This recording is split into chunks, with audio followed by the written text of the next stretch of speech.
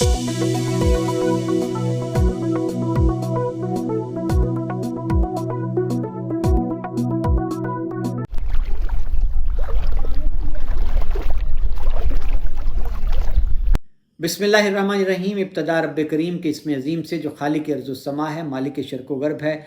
दुरूद व सलाम शान कायनात जाने कायनात नबी मुकर्रम हज़रत मोहम्मद मुस्तफ़ा सल्लल्लाहु अलैहि वसल्लम पर। आमिर उस्मान आदिल अपने यूट्यूब चैनल और ऑफिशियल फेसबुक पेज पर पाकिस्तान और दुनिया भर में बसने वाले सफ़ीरान वतन को सलाम अर्ज़ करता हूं।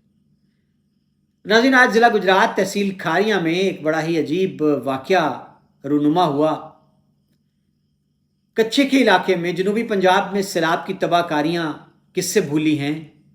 और गुजरात हर साल जब बरसात का मौसम आता है, दरियाओं में तुग़यानी आती है, तो दरियाए चनाब में भी इंतज़ामिया अलर्ट हो जाती है। पहले से ही तैयारियां शुरू कर दी जाती हैं, लोगों को बाकायदा तौर पर ख़बर दी जाती है कि जो दरियाए चनाब के आसपास देहात वाक़े हैं, ताकि वो अपनी जानें महफूज बना सकें।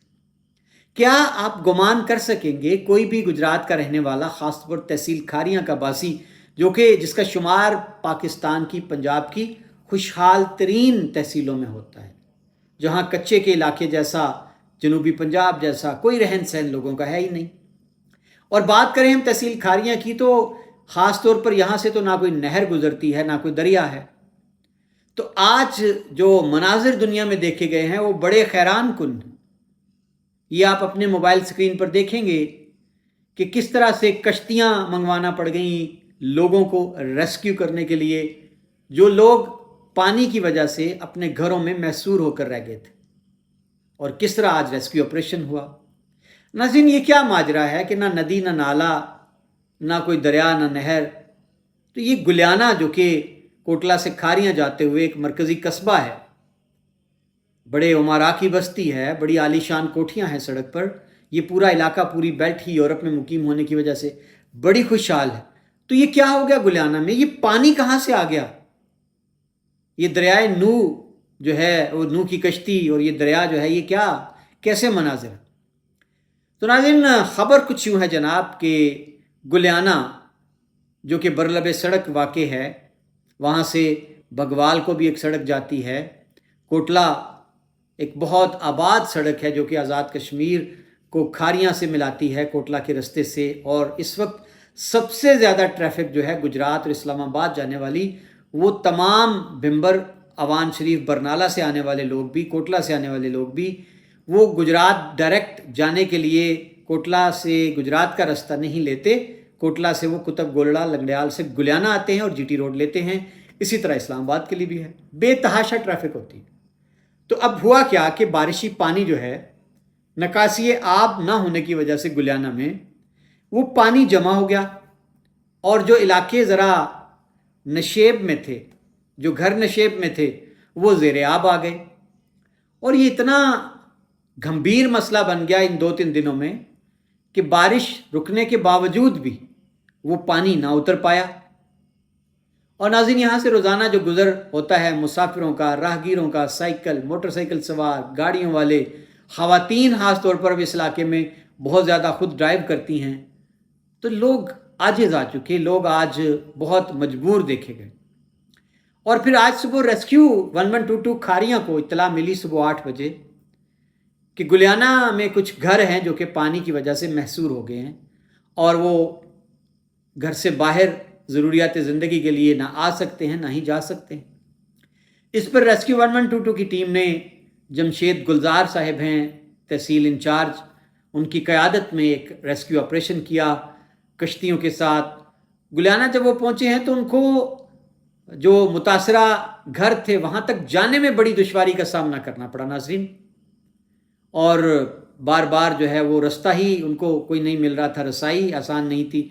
फिर वो रास्ते बदल के गए। फिर उन्होंने जो अपने साथ इमरजेंसी से निपटने के लिए कश्तियाँ लेके आए हुए थे, वो कश्तियाँ उन्होंने गाड़ियों से उतारी, पानी में फिर डाली, और फिर जाकर उन्होंने वो जो घर थे वहाँ से 21 लोगों को रेस्क्यू किया, एवैक्यूएट किया और महफूज मकाम पर मुंतकिल किया। नाज़रीन, ये आप साथ साथ देखते चले जा रहे हैं, ऑपरेशन भी हो रहा है कि किस तरह रेस्क्यू के अहलकारों ने 21 लोगों को, जिनमें 16 बच्चे शामिल थे मासूम, 5 ख़वातीन थीं और 1 मर्द। इत्तला ये मिली कि इन घरानों के जो मर्द थे انہوں نے کشتیوں پر بیٹھنے سے انکار کر دیا، یہ کہہ کر کہ ہم نے گھروں کی حفاظت کرنی ہے، ساز و سامان جو ہے گھروں کا اس کو ٹھکانے لگانا ہے۔ تو ناظرین یہ عالم ہے، یہ ماجرا ہے گلیانہ کا۔ اب ناظرین خبریں کچھ یوں ہیں کہ جب سوشل میڈیا کا دور ہے، خبریں وائرل ہوئیں اور گلیانہ سے عزیز الرحمان مجاہد ہیں، پاسبان نیوز ہے، گلیانہ کے تمام جو مقامی صحافی ہیں، پریس کلب گلیانہ کے ہیں، اس سارے صحافی دوستوں نے اس مسئلے کو اجاگر کیا اور عزیز الرحمان مجاہد نے تو براہ راست چودھری عابد رضا، نعیم رضا کو پکارا۔